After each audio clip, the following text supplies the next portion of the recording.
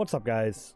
My name's Onmuu, and for starters, I just wanted to address that the mic quality and camera quality for these videos may not be the best right now. My main camera stopped working for literally I have no idea why, so just for the meantime, these videos might not have the greatest quality in mic performance or in the camera, but bear with me.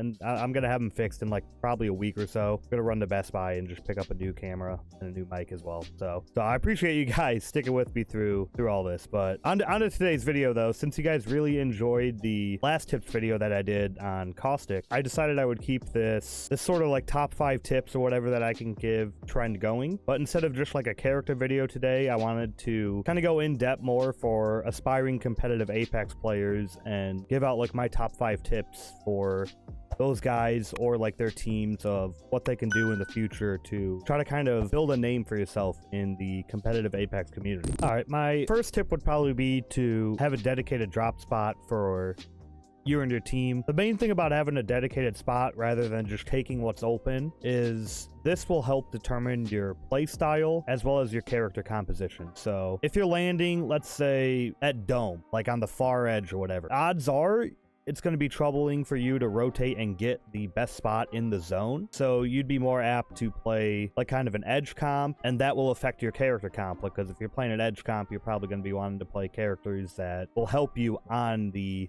edge situations rather than playing like a crypto or something to go try to hold the best spot in the zone. A dedicated spot also helps with your loot times and the rotates of the teams around you. This basically will help keep your mid game and early rotates consistent, because say like we land launch site, we know if Renegades is in the lobby, they're landing tree next to us. We know that they like to rotate pretty quickly, so if we have to rotate to that side of the map, we know that tree is going to be empty because they're usually a little bit quicker than us on their rotates. It's like the little things like that just basically keep your early game rotates really consistent so you don't run into any kind of errors while you're rotating. But one main thing that you got to take into account is if you have a dedicated drop spot is maybe in your lobby of ALGS there is, say, an established team that is in your lobby that is dropping in that same spot. For example, you're dropping, say, East Fragment and TSM's in the lobby. You can do either one of two things. You could try to fight them for East Fragment, which has its own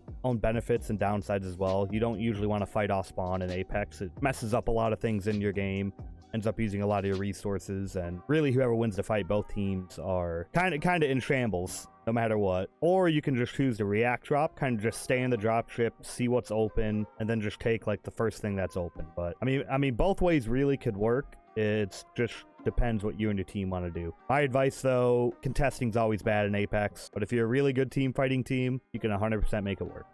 Alright, my next tip would be basically to have one IGL. So if you don't know what this is, it's an in-game leader, and basically only having one of them rather than like a co-IGL system, it helps keep all your teammates on the same page and making sure that everyone is doing the same thing. Because if, for example, one person's doing something different or not on the same page as everyone else, odds are your play is not going to work at high-level play. Like, you would be so much better off doing the wrong play with everybody rather than you would be doing the right play with two of you doing it and then one person doing literally God knows. So basically the thing that I like to say is the IGL system works best as a dictatorship. Basically whoever the IGL is, whatever they say goes. You basically, if it doesn't work, you'll talk about it after the game, but don't worry about it in game. Just make sure you're listening to your IGL. Also, something for like more experienced teams, what they can do is the IGL can kind of micromanage his teammates at the later game. So basically you're telling your Gibby when to bubble, telling your Gibby when to ult, telling your Wraith when to portal, or telling your Valkyrie when to use their ult to reposition.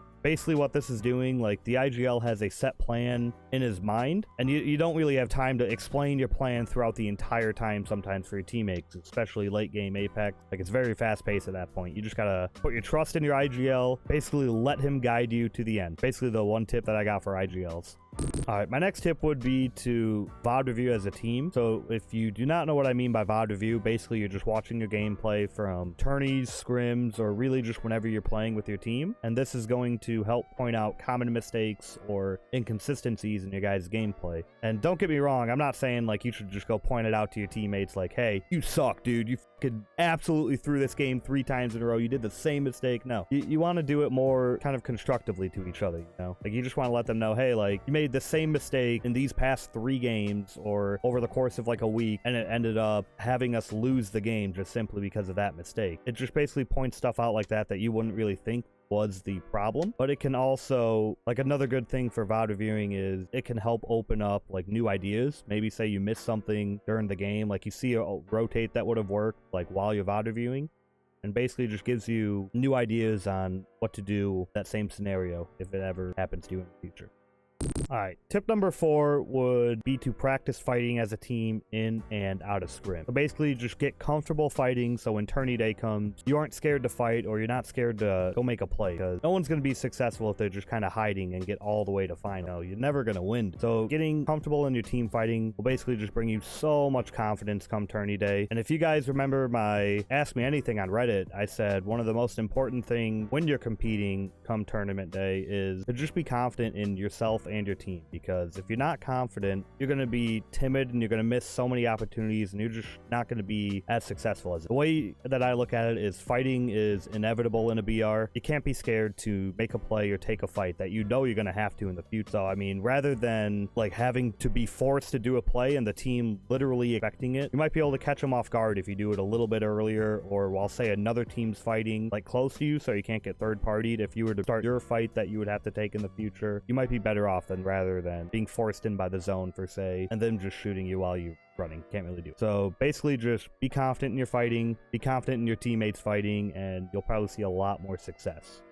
Alright, my next tip would be really out to those newer teams or the teams that are just breaking into the competitive scene, but don't split up if you have 1 or 2 bad tourneys. Like, I've seen a lot of teams break up because maybe they didn't make finals in their first tourney, or maybe they didn't get a top 10 in their first tourney. But like, what you gotta understand is success is not instant in literally anything that you guys do in life. Like, if you're not putting in the work to be successful, odds are you won't be successful. Like, there are those freak cases where a team just comes together and does absolutely amazing, but I'd say luck really plays into the factor more than like them just being absolutely insane as a team. So rather than splitting up, I would advise trying out new things. Try out maybe a new teammate at the IGL position, or try a new team comp. If you aren't VOD reviewing, go hit some VOD reviews with your team. Maybe watch over your gameplay, find some inconsistencies, maybe try to hammer those issues out. But it is understandable that your time is limited because there are only so many tourneys in a circuit and you don't want to waste it. But by getting a new team just after a few bad tourneys, you're literally going right back to square one where you were at a couple months maybe ago or a couple weeks ago. So yeah, just try to work it out with your team. And obviously if it doesn't work in the end of the day and you went through literally like everything to try to make it work, there's nothing wrong with getting a new team. But just splitting up after 1 or 2 tournaments, in my